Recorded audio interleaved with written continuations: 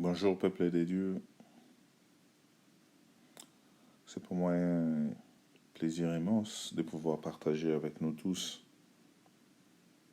cette portion de l'Écriture, cette petite révélation, mais qui changera des façons des façons merveilleuses ta manière et ta façon de t'approcher de la Bible.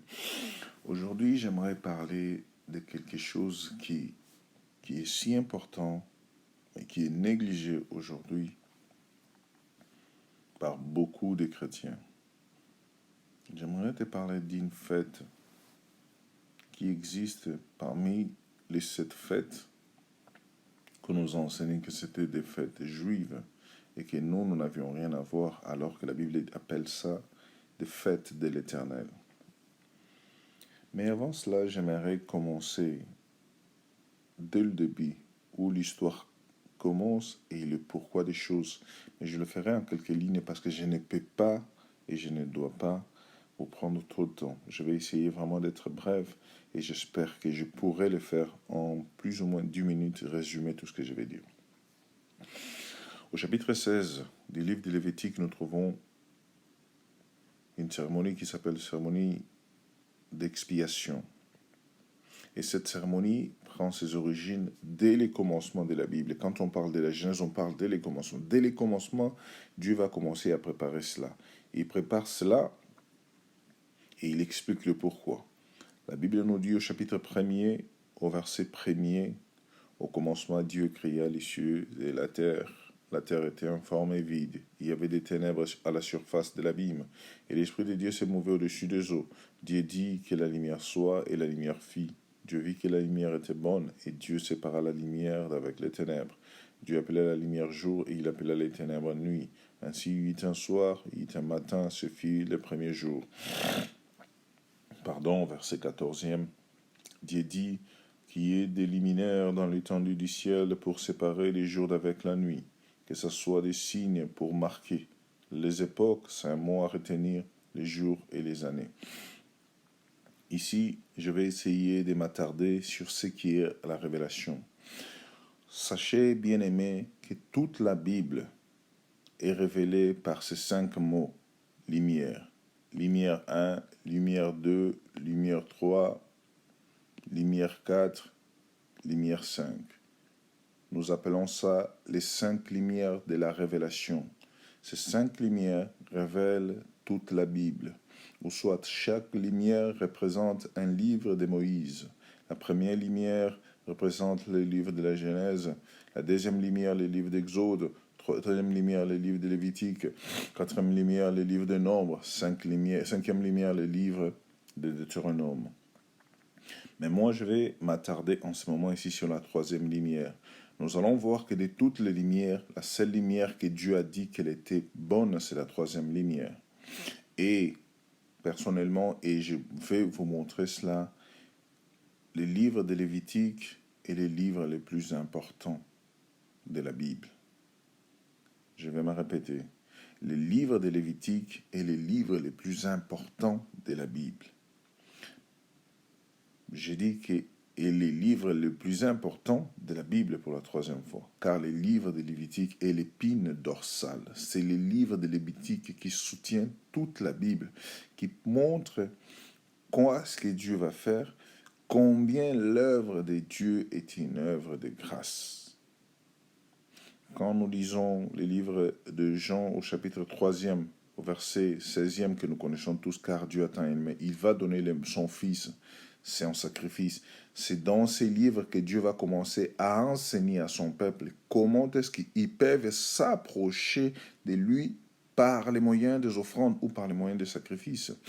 Et ces livres, et les livres dans toutes les écoles bibliques chez les Juifs qu'ils appellent la yeshiva, est les premiers livres qu'on enseigne à toute personne qui va pour étudier la Bible.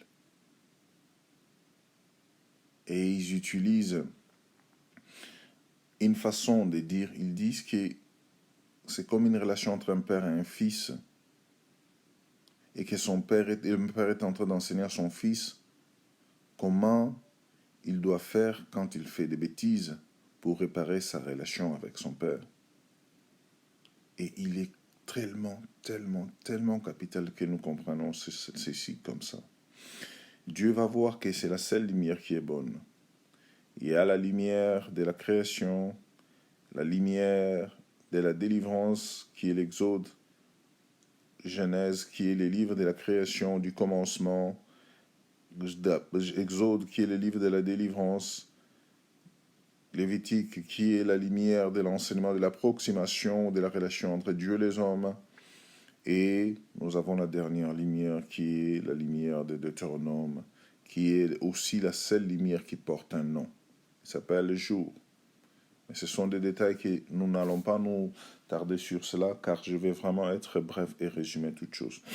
Quand nous voyons ceci, nous comprenons. Et au chapitre 14, il y a un mot qui existe qui est le mot époque.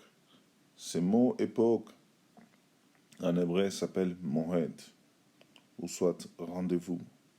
Dieu commence à parler, il explique qu'il va établir toutes choses pour marquer un rendez-vous. Mais c'est quoi ces fameux rendez-vous? Ces rendez-vous, nous les trouvons dans le livre de Lévitique au chapitre 23e, lorsqu'on parle des solennités des dieux. Et Dieu dit, voici mes moedim, ou soit mes rendez-vous. Il parle que vous aurez rendez-vous avec moi au jour de la Pâque, au jour de pain sans levain, qui est le Bikurim, au jour de la moisson, au jour de la fête de la Pentecôte, au jour de la fête des trompettes, au jour de la fête de l'expiation et au jour de la fête des tabernacles. Ce sont les 7 rendez-vous que nous avons avec Dieu. Et tous ces rendez-vous sont expliqués dans les livres de Lévitique. Nous allons maintenant essayer de voir, d'avoir l'aperçu sur les livres de Lévitique.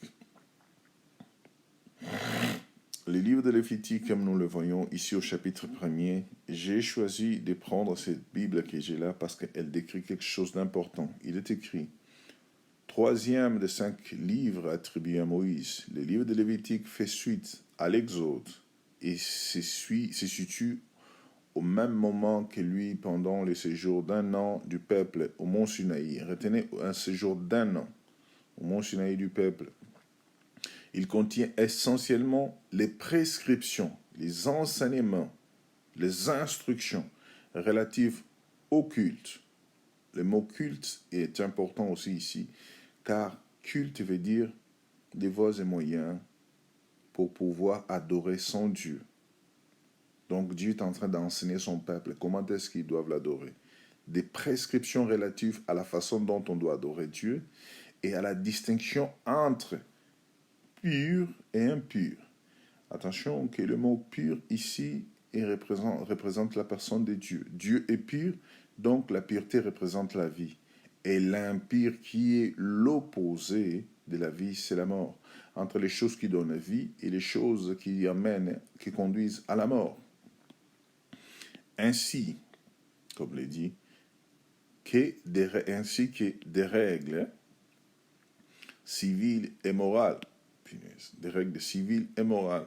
Pourquoi les règles civiles? Comment est-ce que le peuple devait se comporter entre eux? Et morale, tout ce qui est à voir avec le côté sexuel. Avec un motif récurrent. La nécessité pour, ça je refite, c'est pas pour les Israélites, mais pour le peuple des dieux, de refléter quoi? La sainteté des dieux. Ou soit d'être séparé parmi tous les peuples de la terre. Raison pour laquelle Dieu dit, je suis saint, soyez vous-même saints. De par son nom, le livre de Lévitique s'appelle en original Vaikra, qui veut dire, il appela. Les dieux qui créent l'homme, les dieux qui délivrent l'homme dans le livre d'Exode, maintenant ces dieux-là appellent l'homme pour l'enseigner. Comment est-ce que cet homme doit les servir? Et vous voyez vous-même comment est-ce que le livre commence. L'Éternel appela Vaikra, Vaikra, Vaikra, Vaikra. Appela Moïse de la tente de la rencontre, ou soit Ohel Moed, un lieu de rencontre. De la même façon que l'Éternel va appeler Moïse, de la même façon l'Éternel nous appelle tous. Quel est notre lieu de rencontre? À l'église. Quand vous regardez ici, c'est écrit tente de rencontre. Cette tente s'appelle Ohel Moed, au lieu où nous devons nous rencontrer avec Dieu. Dieu nous appelle à un endroit où nous devons nous rencontrer. Non seulement il nous appelle pour nous rencontrer avec lui dans son église, mais il nous appelle aussi à nous rencontrer avec lui dans nos cœurs, dans nos vies. C'est là où nous nous rencontrons pour qu'il nous donne quoi? Des instructions. Et maintenant, le véritable Moïse qui est Jésus-Christ, il va le dire, transmet ses instructions à qui? À chaque personne.